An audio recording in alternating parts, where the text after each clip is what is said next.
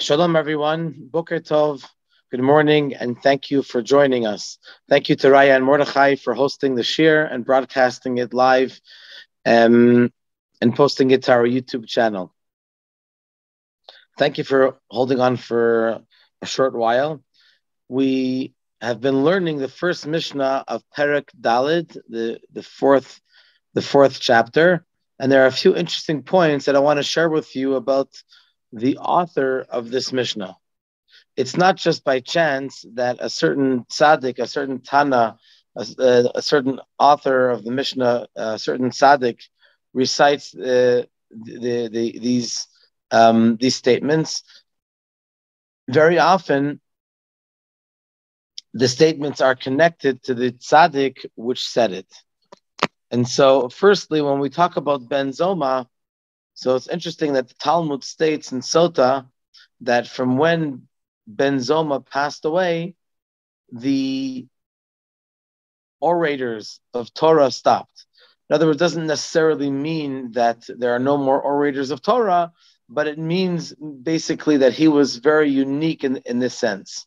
Now, when Ben Zoma, just like any other tzaddik, when he said something, that means that he had a special connection to these concepts. We had, first of all, the concept of Ezehu Chacham, who is a wise person, Ezehu Ashir, Ezehu Gibor, who is a strong person, Ezehu Ashir, who is a rich person, and Ezehu Mechubad, who is an honorable person.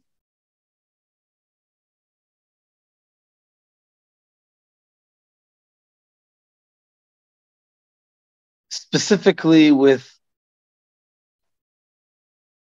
wisdom, Ben Zoma, the Talmud says in Brachot, that if someone sees Ben Zoma in his dream, he should await wisdom.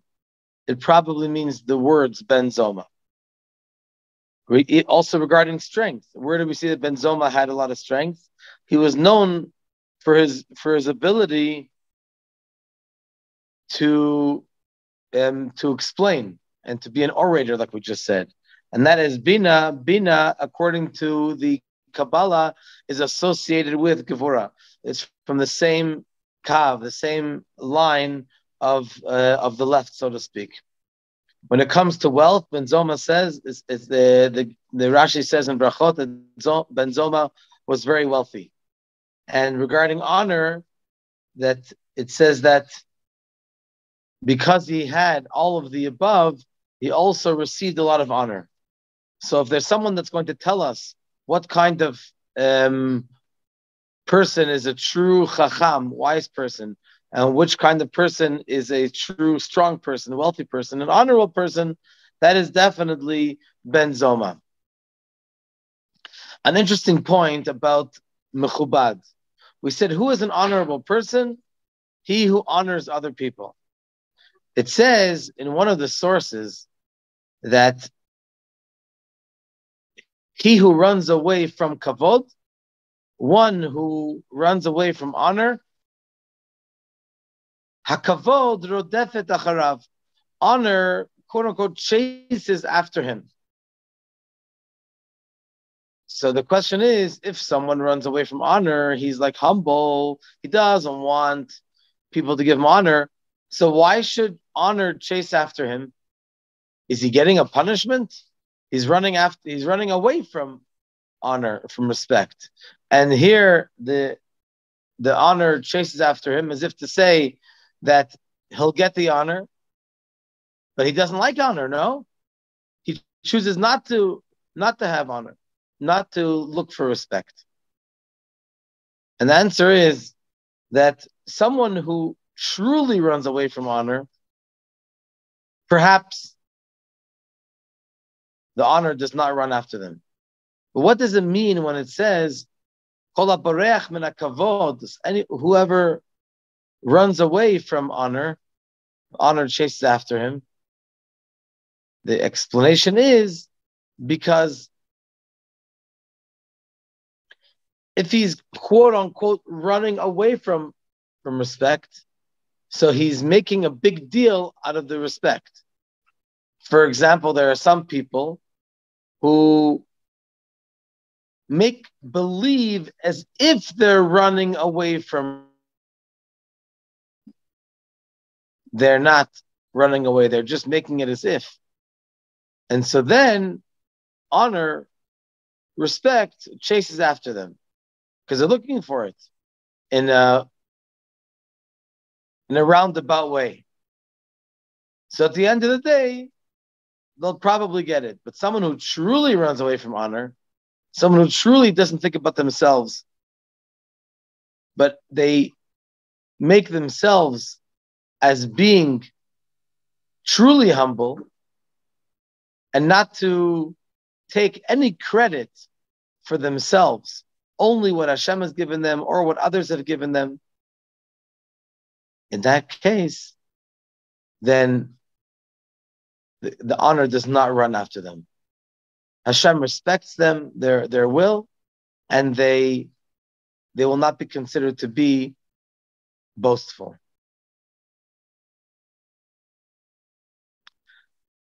Now,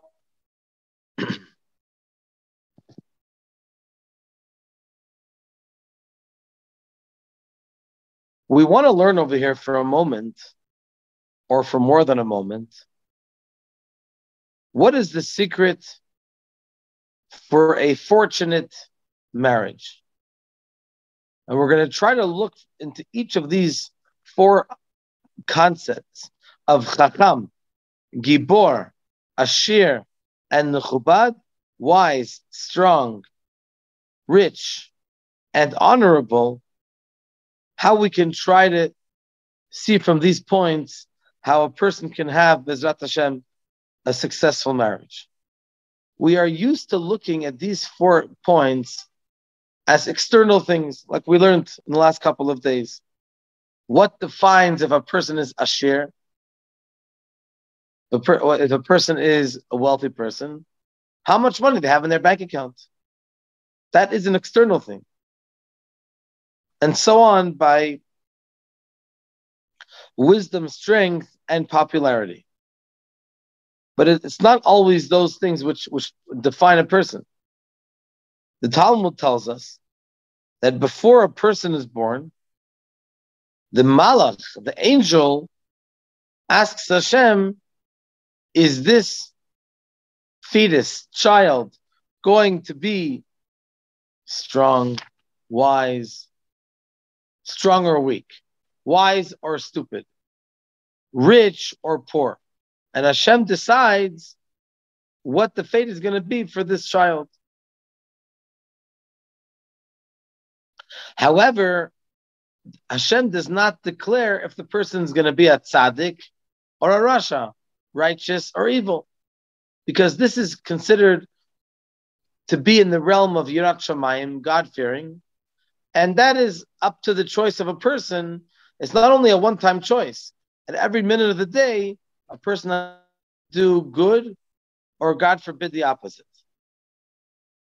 So the Mishna over here teaches us that these 4 characteristics, when we say Eizehu Chacham, Eizehu Ashir, Eizehu Gibor, Eizehu Mechubad, we're not referring to these points that we said just before,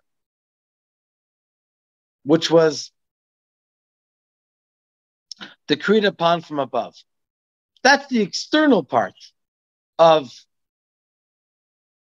what we consider to be Chacham, Ashir, Gibor, or Mechubad.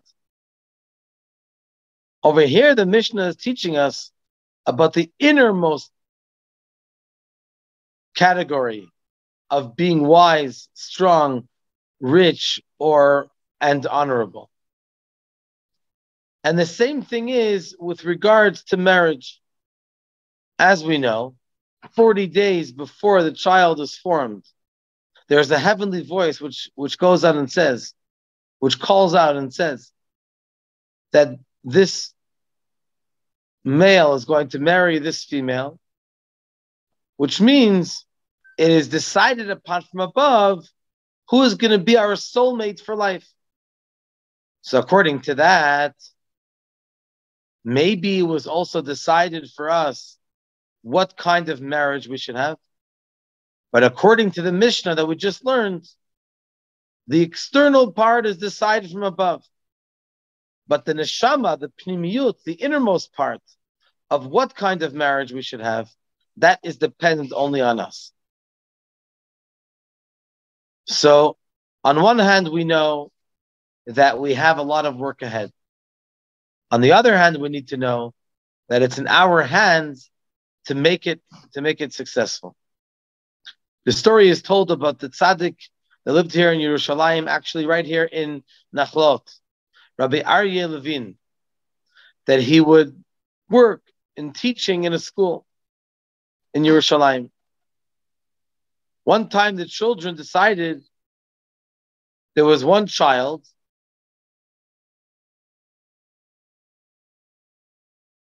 that wanted to play a joke on the teacher. And so he went over with he had a moth, and he said, "Is this moth alive or dead?" And so the child was planning that if Rabbi Aryeh says that the fly or the moth is alive, then he'll squeeze his hand even stronger, and then he'll die. So the teacher will be wrong, and then he'll show everybody that. And then he'll open up his hand and he'll show that it will fly away. So everybody wanted to see what Rabbi Aryeh Levin is going to do and how he's going to be tricked. Then Rabbi Aryeh answered something very powerful.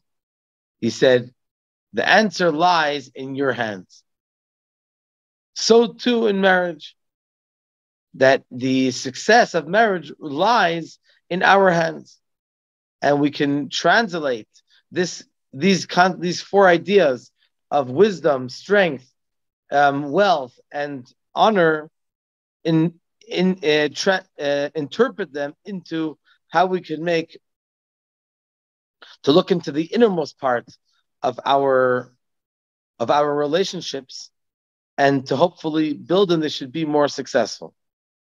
Let's at least begin from the first one. The first one is Chacham. Ezo Chacham. What is considered a wise person? Halomed mikol adam. He who learns from every single person. Something to learn from everyone. The previous Rebbe adds onto what we said earlier,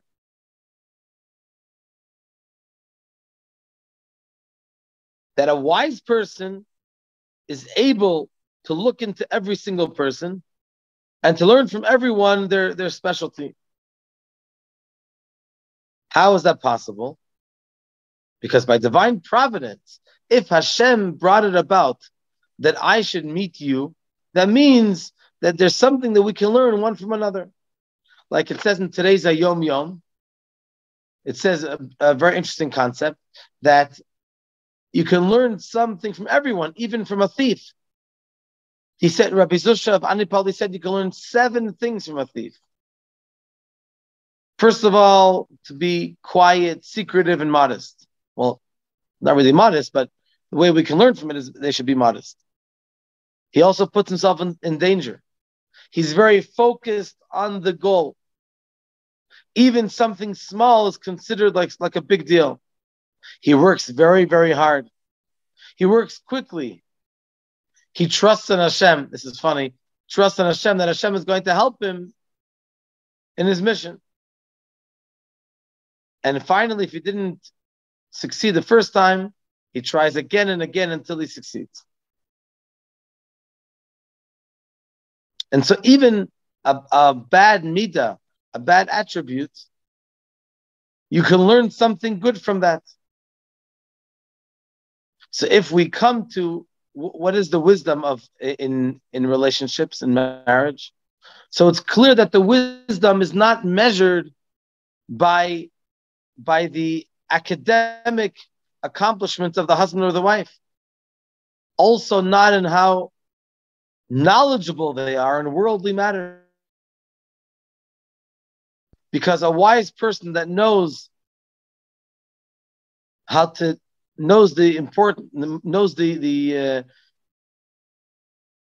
knows how to value and admire good wine, or a woman that knows how to speak 7 languages, are nice characteristics, but they don't exactly contribute much to the marriage. So the Mishnah teaches us as follows: that the wisdom of in relationships is to look at a person's soulmate, to look at a person's spouse, and to see their specialties, and to learn the positive things that they have. Everyone has something positive. For example, the wife of Rabbi Akiva, her name was Rachel, and she saw the simple shepherd. He was not knowledgeable at all, but she chose to look at his good midot, his good actions, his kind heart, and the great potential and the unique personality that Rabbi Akiva was. She believed in him. She knew that eventually she's going to help him reveal his potential, and she proved to be right. Moreover, in addition to the fact that we can learn from this one spouse good actions, the Baal Shem Tov established that another person is your mirror. And when you look into another person and you see their misbehaviors or their negative points, that means that we see in them our own negative points. So therefore, we should always aspire to look at the good in someone else, because when we do so, that is also a mirror for us, and that helps us hopefully bring out the best in the people that we come in contact with. Bezrat Hashem, tomorrow we'll continue to learn how we can connect from the other 3 points of strength, wealth, and honor in our relationships. And today's shir is being learned in memory of all of our soldiers that have passed away over here in Eretz Yisrael, and those that have been affected, and those that have been murdered in terror attacks over here across Israel. May Hashem help that it should be only something of the past, and chas v'shalom, not of the future. And in the future, we should only have good news and happy news. Thank you very much for joining us.